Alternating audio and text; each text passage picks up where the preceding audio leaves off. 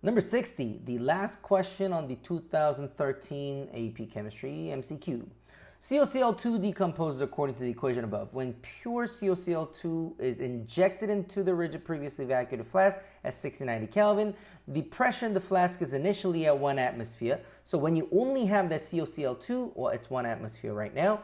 After the reaction reaches equilibrium at 690 Kelvin, the total pressure is now at 1.2 atmosphere. The pressure went up a little bit, and that makes perfect sense because if you guys look at the reaction, we're going from 1 gas to 2 gas, so obviously pressure should increase as you proceed towards the right.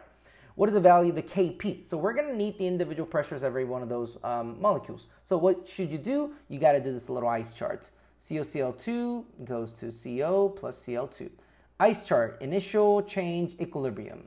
So initially you have 1 atmosphere here, nothing here, nothing here. What happens? Well, you lose some. How much? I don't know. Call that X. Well, then in the same amount accordingly, you gain the plus X, gain plus X. Now, please make sure that you don't just merely write this stuff down like this. Notice how the stoichiometric coefficients are 1 to 1 to 1. So that's why it's just minus X plus X and plus X.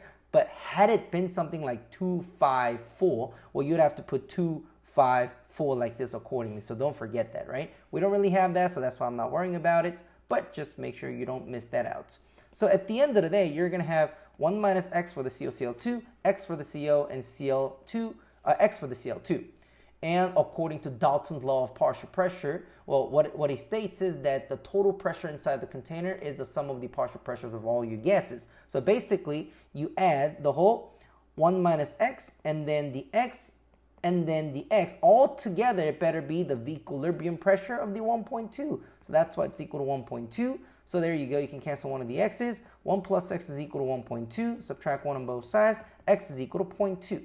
So now that we have the X value, let's go back in and replace it. So that'll be 0.2, 0.2, and 1 minus 0.2, which is 0.8. Okay, so now I have all the values. So what do I do? In order to calculate the K value, you just go K is equal to pressure of the CO, pressure of the Cl2 over pressure of the COCl2. So which in this case, I'm just going to write it in scientific notation, 2 times 10 to the negative 1, 2 times 10 to the negative 1, all over 8 times 10 to the negative 1. So that's 4 times 10 to the negative 2 over 8 times 10 to the negative 1.